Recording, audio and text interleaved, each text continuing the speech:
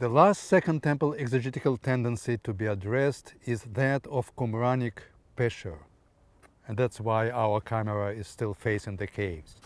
The word itself is found in the scripture, for instance in Daniel 5, with a meaning of interpretation and not that obvious interpreting and not that obvious message, prominently that of the dreams.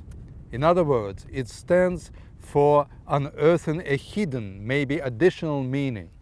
It is this term that was adopted in the Dead Sea Scrolls for their scriptural interpretation. Some of such Qumranic exegetical scrolls are called pesharim, plural for pesher. There are pesharim to different prophetic texts among the Dead Sea Scrolls, and they share a basic structure. First, a short biblical passage, a few words only, is quoted. Since most of the biblical prophecy was seen as having already been fulfilled, at least partly, before the late Second Temple period, the scroll seems to presuppose the knowledge of such an interpretation, which saw the text as relating to events in the past.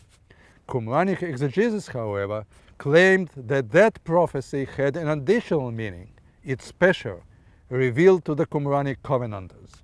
More specifically, this additional meaning related either to the end of days or messianic times proper, or to the interim pre-messianic period in which the Dead Sea Scrolls community believed it was living. Here is one example, column 2 from Pesher Habakkuk from Cave 1, which was also among the first finds at Qumran. Habakkuk himself, the biblical Habakkuk, originally speaks about invasion of foreign forces as punishment for Israel's sins in somewhere in 8th century BCE. So this is a clear example of a prophecy already fulfilled once a long time ago. And I quote from the Pesher. The interpretation of the word traitors in Habakkuk 1:13 concerns the traitors of the men of lies, since they do not believe in the words of the teacher of righteousness from the mouth of God. And it also concerns the traitors of the new covenant, since they did not believe in the covenant of God and dishonored his holy name. Likewise, this interpretation of the word concerns the traitors of the last days.